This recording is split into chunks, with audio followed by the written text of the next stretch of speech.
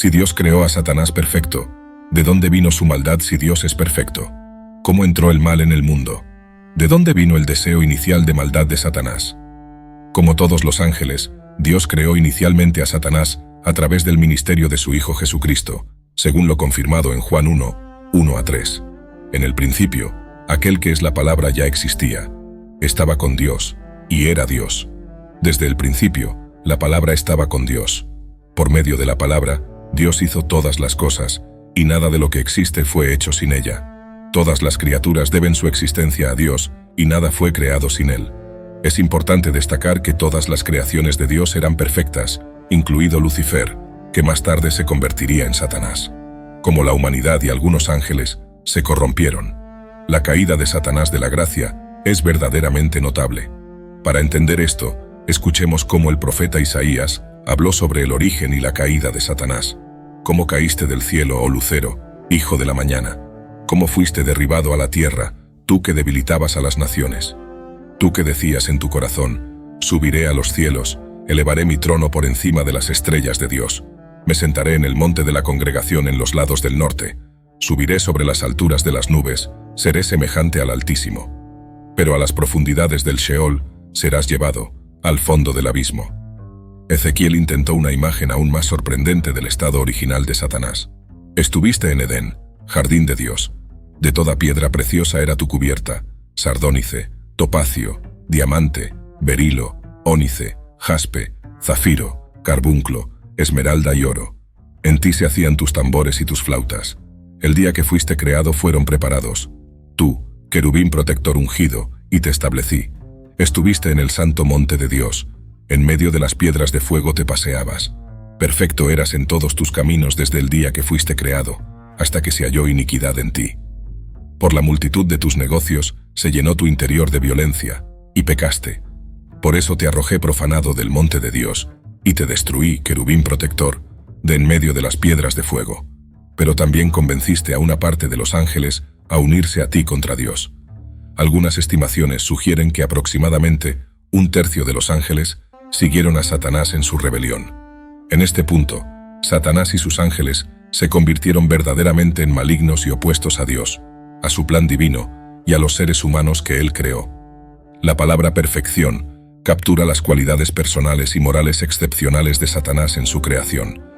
No solo estaba lleno de sabiduría, sino que también irradiaba una belleza deslumbrante. Poseía el sello de la excelencia, siendo perfecto en belleza e irreprochable en sus caminos desde el día de su creación. Tanto Isaías como Ezequiel testifican.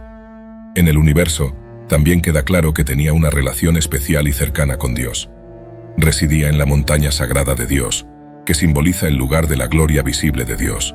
Sin embargo, sin explicar explícitamente cómo ocurrió, el relato revela que la iniquidad fue encontrada en este ángel supuestamente perfecto. ¿Cómo sucedió esto? La mejor pista puede encontrarse en Ezequiel 28, 17, donde afirma: «Tu corazón se enorgulleció a causa de tu belleza, y corrompiste tu sabiduría a causa de tu esplendor, por lo cual te arrojé a tierra, te puse delante de los reyes para que te contemplen».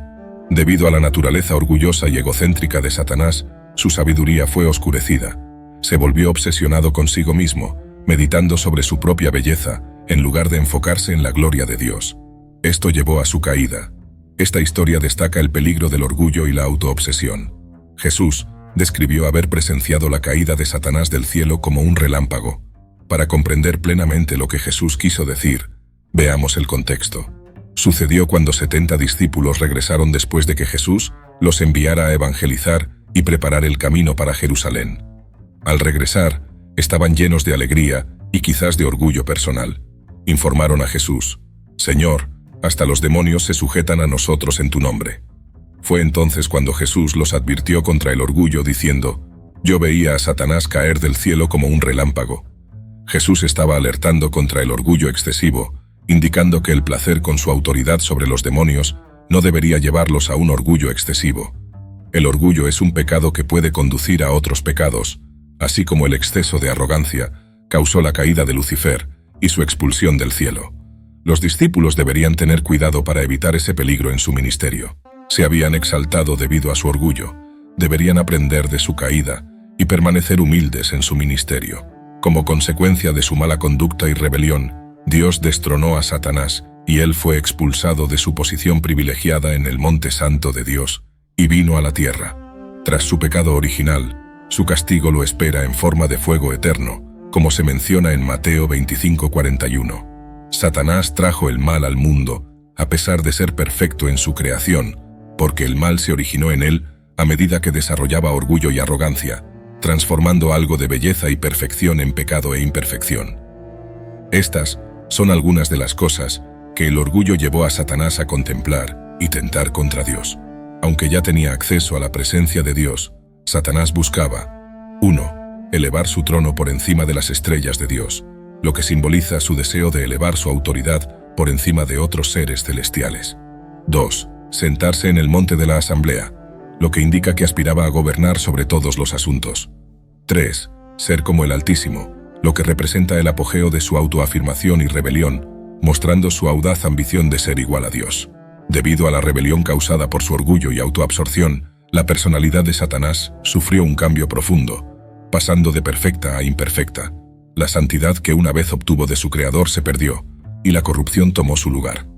El momento exacto de la caída de Satanás no es explícitamente revelado en la Biblia, pero podemos deducir límites de tiempo basados en evidencias bíblicas. En algún momento después de la creación original de los cielos y la tierra, Satanás y sus ángeles cayeron. No está claro si su caída fue antes o después de la creación de la humanidad, pero es evidente que ocurrió antes de Génesis 3, donde se registra la tentación de Adán y Eva. Satanás engañó con éxito y sedujo a algunos ángeles a unirse a él en su rebelión, llevando a su decadencia moral permanente. Después de esa seducción, no hubo vuelta atrás para ellos, y estaban condenados a una existencia de pecado y destrucción. El libro de Apocalipsis 12:4 describe simbólicamente cómo 1/3 de las estrellas del cielo, representando a los ángeles, fueron barridas por el dragón, Satanás, en su intento de frustrar los planes de Dios. Es crucial recordar que la misma Biblia que registra el origen y la existencia del mal, también retrata a Dios como completamente justo y perfecto en todos sus caminos. Él ve el pecado como extremadamente perverso y digno de juicio. Dios no promueve ni perpetúa el pecado, como se afirma en Santiago 1:13. Nadie, al ser tentado, diga, Dios me está tentando, porque Dios no puede ser tentado por el mal, y Él no tienta a nadie. La tentación no proviene de Dios, sino que surge de nuestras propias debilidades.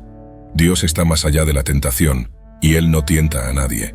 Satanás, con su belleza, se convirtió en una fuente de orgullo que, en última instancia, llevó a su expulsión de la presencia de Dios. Su propio orgullo y autoimportancia llevaron a la corrupción de su mente.